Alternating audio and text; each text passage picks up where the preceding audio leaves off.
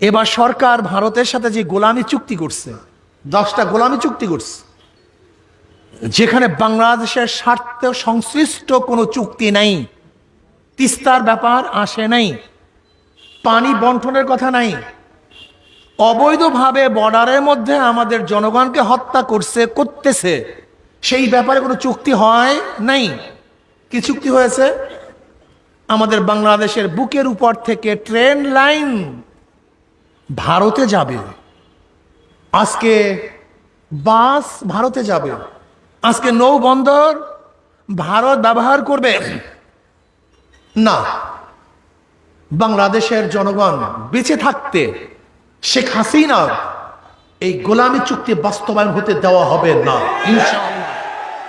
ইসলামী আন্দোলন বাংলাদেশ ভোলা জেলা শাখা কর্তৃক আয়োজিত আজকে এই সম্মেলনের সম্মানিত সভাপতি, নেতৃবৃন্দ, সর্বস্তরের জনগণ ভাইয়ের আমার, ইসলামী আন্দোলন বাংলাদেশ কি, কেন? হাজারো দল তো আছে রাজনৈতিক, আপনি ইসলামী আন্দোলন কেন করবেন? যদি আপনি এই বিষয়ে অবগতই না হন, তাহলে ইসলামী আন্দোলন আসছেন কেন? নতুন মানুষকে কিভাবে দাওয়াত দিবেন? ইসলামী আন্দোলন বাংলাদেশ নিছক শুধু ক্ষমতা দখল, ক্ষমতা পরিবর্তন, শুধুমাত্র দল পরিবর্তন, দেশের উন্নয়ন নয়, নিজের উন্নয়নের জন্য ইসলামী আন্দোলন বাংলাদেশ কোনো কাজ করে না। ইসলামী আন্দোলন বাংলাদেশ দুনিয়া এবং আখেরাত উভয়ের কল্যাণের জন্য, মুক্তির জন্য ইসলামী আন্দোলন বাংলাদেশ কাজ করে। দেখেন, আজকে আওয়ামী লীগ, বিএনপি, জাতীয় পার্টি, জাসদ, বাসদ, হাজারো সংগঠন আছে, তাদের প্রত্যেকের বক্তব্য দুনিয়ামুখী। এইটা করব দুনিয়াতে, এইটা করব দুনিয়াতে, এইটা করব দুনিয়াতে, এইটা করব। যদি প্রশ্ন করি আমার আখিরাতের অবস্থা কি, তাহলে এইটা আমাদের দায়িত্ব না। অথচ আমি একজন মোমেন, আমার তো প্রথম টেনশন বা চিন্তা হওয়া উচিত ছিল আমার আখিরাতে কি হবে। কি কথা ঠিক না? কিন্তু দুনিয়ার কোনো সংগঠন আখিরাতের চিন্তাই করে না। তার মানেটা কি? যেরকম বেঈমানরা, নাস্তিকরা দুনিয়া কেন্দ্রিক চিন্তা করে, আখিরাত কেন্দ্রিক চিন্তা করে না, ঠিক ওদের সাথে সমন্বিতভাবে আমাদের দেশের রাজনৈতিক দলগুলিও শুধু দুনিয়া কেন্দ্রিক চিন্তা করে, আখিরাত কেন্দ্রিক চিন্তা করে না। এতে সমস্যাটা কি হয়েছে? সমস্যাটা হয়েছে এই যে 14 লক্ষ কোটি টাকা এদেশ থেকে পাচার হয়ে গেছে। 1-2 কোটি টাকা নয়, 14 লক্ষ, কোন রিপোর্টে 10 লক্ষ কোটি টাকা বিদেশে পাচার হয়ে গেছে। অথচ বাংলাদেশে এবছর বাজেট 7 লক্ষ কোটি। তার মানে 2 বছরের যেই পরিমাণের বাজেট, এই টাকা আমাদের দেশ থেকে বিদেশে চুরি হয়ে গেছে। এ তো অসুবিধাটা কি বেনজির সাহেব, যিনি একসময় র্যাবের প্রধান ছিলেন, তারপরে পুলিশ ডিপার্টমেন্টের আইজি ছিলেন, প্রধান ছিলেন, তিনি হাজার হাজার কোটি টাকার মালিক হয়ে গেছেন। আমরা কি দেখলাম? ডিএমপির কমিশনার আসাদ সাহেব, তার নথিটা কিছুর বের হয়েছে, সে হাজার হাজার কোটি টাকার মালিক। শুধু বেনজির আসাদ নয়, আজকে বাংলাদেশের প্রশাসনের যে যেখানে আছে, সে আঙ্গুল ফুলে কলা গাছ নয়, বট গাছ হয়ে গেছে। আপনারা দেখেছেন এইবার কোরবানিতে এক আমলা সন্তান তার বাবাকেই তো কোরবানি দিয়ে ফেলছে। 15 লক্ষ টাকার ছাগল, 35 লক্ষ টাকার গরু। অথচ এখন চাকরিজীবী, কোথেকে এসছে টাকা? ওয়াসার যে প্রধান, তার সব কিছু বিদেশে থাকে, পরিবার পরিজন সবাই বিদেশে থাকে। মাঝে মাঝে তিনি চাকরি করেন, বসেন না, অথচ তাকে বর্ধিত সময় দিয়ে তারপর সেখানে বসানো হয়েছে। আজকে দেখেছেন বিদ্যুৎ ডিপার্টমেন্টে 80,000 কোটি টাকা লস। আর এই বছর যে দেখলাম আজকে পত্রিকায়, আগামীতে আরো প্রায় 40,000 কোটি টাকা লস হবে বিদ্যুতে। অথচ ভারতের সাথে আমরা চুক্তি করেছি, বিদ্যুৎ আনি অথবা নাই হানি প্রতি বছর তাকে 4,000 কোটি টাকা দিতে হবে। আজকে সব সিন্ডিকেট, পুরো প্রশাসন যে যেখানে আছে, মনে হয় যেন কিভাবে চুষে চুষে জনগণকে খাবে সেই প্ল্যান করতেছে তারা। যারা অফিস আদালতে সম্পৃক্ত, আপনারা জানেন এমন কোন অফিস নাই যে অফিসের লোকগুলি জনগণের উপর জুলুম করে না। এরকম কোন অফিস নেই, আপনি যেখানে যান শুধু জুলুম আর জুলুম।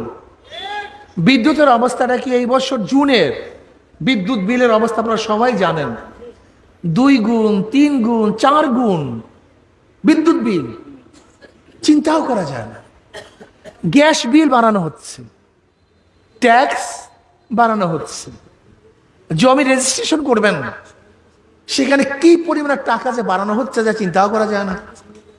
আজকে ভ্যাটের অবস্থাটা কি, ভ্যাট বাড়ানো হচ্ছে, ট্যাক্স বাড়ানো হচ্ছে।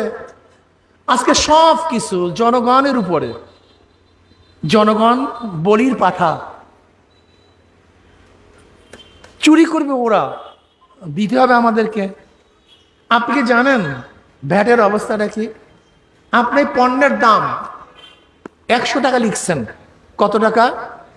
100 টাকা লিখছেন, সরকারকে 15 টাকা ভ্যাট হিসেবে দিতে হবে। যদি আপনি লিখছেন 100 টাকা, বিক্রি করছেন 50 টাকা, ধরেন এই বইটা আপনি লিখছেন কত, গায়ের দাম, বিক্রি করছেন 50 টাকা, সরকারকে 15% ভ্যাট দিতে হবে। আপনি যতই কম বিক্রি করেন না কেন দেখার বিষয় না, অথচ আপনি বিক্রি করছেন 50 টাকা, হয়তো বা লাভ করছেন 2 টাকা, কিন্তু সরকারকে দিতে হবে 15%। অবস্থাটা কি? এরপর আসুন, এটা দেশের জনগণের অবস্থা। এবার সরকার ভারতের সাথে যে গোলামি চুক্তি করছে, 10টা গোলামি চুক্তি করছে, যেখানে বাংলাদেশের স্বার্থে সংশ্লিষ্ট কোনো চুক্তি নাই। তিস্তার ব্যাপার আসে নাই, পানি বন্টনের কথা নাই, অবৈধভাবে বর্ডারের মধ্যে আমাদের জনগণকে হত্যা করতেছে, সেই ব্যাপারে কোনো চুক্তি হয় নাই। কি চুক্তি হয়েছে? আমাদের বাংলাদেশের বুকের উপর থেকে ট্রেন লাইন ভারতে যাবে, আজকে বাস ভারতে যাবে, আজকে নৌবন্দর ভারত ব্যবহার করবে না। বাংলাদেশের জনগণ বেঁচে থাকতে শেখ হাসিনার এই গোলামি চুক্তি বাস্তবায়ন হতে দেওয়া হবে না ইনশাআল্লাহ। আপনি গোলামি করে ক্ষমতা আসতে পারেন, কিন্তু আমরা স্বাধীন, আমরা স্বাধীনতা অর্জন করছি। আমরা স্বাধীনতা অর্জন করার জন্য বহুত রক্ত দিয়েছি, বহুত ঘাম ঝরিয়েছি, বহুত মা বোনের ইজ্জতকে নষ্ট করেছি, হাজারো মা বিধবা হয়ে গেছে, হাজারো বাচ্চা এতিম হয়েছে, হাজারো মায়ের বুক খালি হয়েছে দেশকে স্বাধীন করার জন্য। আর আপনি দেশ ভারতের কাছে বিক্রি করবেন না, বাংলাদেশের মানুষ তা মানতে পারে না, মানবে না, মানবো না ইনশাআল্লাহ। আজকে সেন্ট মার্টিন, সেখানে মিয়ানমারের দস্যুরা, ডাকাত দলেরা আক্রমণ করছে, কিন্তু সরকার চুপচাপ কিছু বলে না। আমি তো মনে করি আজকে সরকার ভারতকে সবকিছু বিক্রি করে দেওয়ার জন্য চুক্তিতে আবদ্ধ হয়েছে। বিশ্বাস করবেন না, আপনারা জানেন না, সব জায়গায় ঘুরেন না, খাগড়াছড়িতে মৈত্রী সেতুর নামে ভারতের সাথে যেই সেতু করেছে, ভারতকে যেই পরিমাণের জমি ব্যবসা করার জন্য দিয়ে দিয়েছে, এ মনে হয় যেন এই দেশটা ভারত। আখাউড়ার থেকে বিশাল রাস্তা আজকে যমুনা সেতু হয়ে একেবারে সেই সাতক্ষীরা এবং যশোরের বেনাপোলে মধ্য থেকে যাওয়ার জন্য ভারতে বিশাল রাস্তা, হাইওয়ে রোড করা হচ্ছে। আজকে মোংলার থেকে পায়রার থেকে রাস্তা করা হচ্ছে বেনাপোলের দিকে। মনে হয় যেন এই দেশটা ভারতের একটা অঙ্গরাজ্য। আমি বাংলাদেশের জনগণকে বলতে চাই, আমার যুবক বাবাদেরকে বলতে চাই, শুধু একটু স্বার্থের জন্য, একটু মোটরসাইকেলের তেলের পয়সা, একটা গাঁজার পয়সা, ফেন্সিডিলের পয়সা, এক বোতল মদের পয়সা, একটু ক্ষমতার জন্য তোমরা যারা সরকারি দল করতেছ, তোমরা কি চাও এই দেশটা বিক্রি হয়ে যাক, এই দেশটা ধ্বংস হয়ে যাক, এই দেশটা ভারত গিলে খাক, আমাদের জনগণের উপরে গুলি চালাক, আমরা গোলাম হয়ে যাই? না, আমরা চাই না। আজকে সরকার, সে তো অবৈধ সরকার। কারণ বাংলাদেশের সংবিধান কিভাবে ক্ষমতায় বসবে, ক্ষমতার থেকে যাবে, সংবিধান বলে দিয়েছে। এই সংবিধানের বাহিরে যে যেই পন্থায় ক্ষমতা বসুক না কেন, তারাই অবৈধ। কাজে যেহেতু ভোটবিহীন সরকার ক্ষমতায় আসছে, সে অবৈধ সরকার। আর অবৈধ সরকার অবৈধভাবে থাকার জন্য দেশ বিক্রি হয়ে যাক, সে চিন্তা তার মাথার মধ্যে নেই। তার শুধু মাথার মধ্যে একটাই, আমি ক্ষমতায় থাকতে চাই, আমি ক্ষমতা চাই। এর জন্য দেখবেন আজকে প্রশাসনকে যা ইচ্ছা তাই করার সুযোগ দিয়ে দিয়েছে। যত বড় খাও, যত বড় ঘুষ নাও, যত বড় চুরি করো, শুধু আমাকে ক্ষমতায় বসিয়ে রাখো। আজকে আপনি জানেন মেগা প্রজেক্টগুলি কারা করতেছে? মেগা প্রজেক্টের কন্ট্রাক্টর কারা? আর্মিরা, মিলিটারিরা। যদি রাস্তার বাজেট হয় এত টাকা, সেখানে আর্মিদের বাজেট হয় অনেক বেশি। কারণটা কি? আর্মিরা যেন কোনো অবস্থাতে সরকারের বিরোধী না হয়। এই জন্য বাংলাদেশের যত বড় মেগা প্রজেক্ট, সমস্ত মেগা প্রজেক্টের কন্ট্রাক্টর আর্মিরা।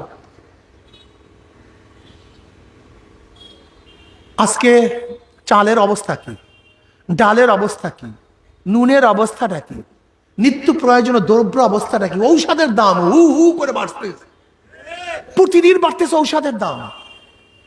কেউ দেখার নেই, কেউ বলার নেই। ভাড়া বাড়তেছে, বেতন বাড়তেছে, ছাত্রদের বেতন বাড়তেছে, কাগজের মূল্য বাড়তেছে, কলমের মূল্য বাড়তেছে, পরীক্ষার ফিসের দাম বাড়তেছে, খাজনা বাড়তেছে, ট্যাক্স বাড়তেছে, গ্যাস বিল বাড়তেছে, পানি বিল বাড়তেছে, আর জনগণের আয় কমতেছে, আয় কমতেছে। কিন্তু কেউ দেখার নেই।